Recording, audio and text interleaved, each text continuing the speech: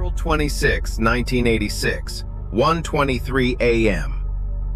A quiet night in the Soviet Union, but in the city of Pripyat, near the Chernobyl Nuclear Power Plant, something went terribly wrong.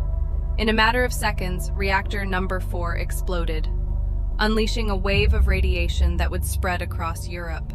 This is not just a story of a nuclear accident.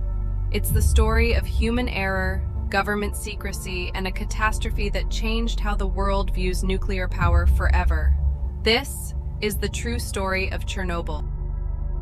In the early 1970s, the Soviet Union began building one of its most ambitious energy projects, the Chernobyl Nuclear Power Plant in northern Ukraine. A nearby city, Pripyat, was built to house the workers and their families. It was a model Soviet city, modern, clean, and full of young people.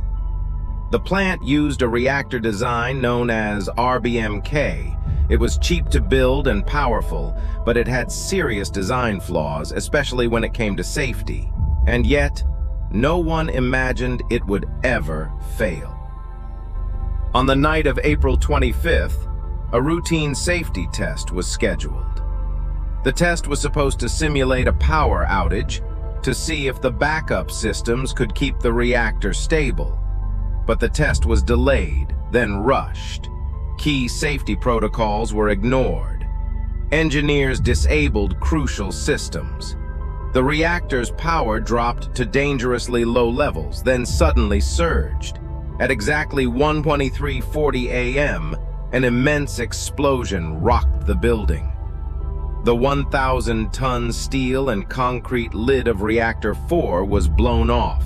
The core was exposed. A deadly fire began, and radiation was released into the atmosphere. Local firefighters were the first on the scene. None of them knew the reactor had exploded. They weren't wearing protective gear. They climbed onto the roof. They touched the glowing graphite. Within hours, many of them began vomiting. Their skin burned. Their organs started shutting down. These brave men were the first victims. But Soviet officials still didn't alert the public. Pripyat's citizens continued their daily lives, sending kids to school, going to work, unaware of the invisible danger surrounding them. It wasn't until 2 days later, when scientists in Sweden detected high radiation levels, that the outside world began to ask questions. The Soviet Union could no longer deny something had happened.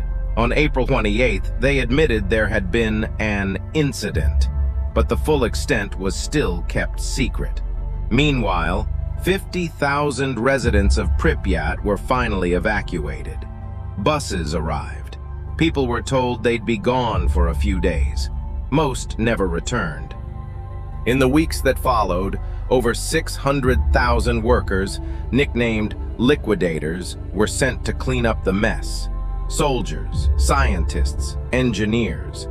They worked in shifts, sometimes just 90 seconds at a time, to avoid lethal exposure.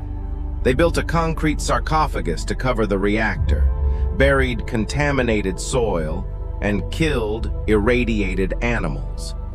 Many of them died within months. Others still suffer today. The Chernobyl disaster released more radiation than the bombs dropped on Hiroshima and Nagasaki. Thousands died from radiation-related illnesses. Birth defects increased in the region.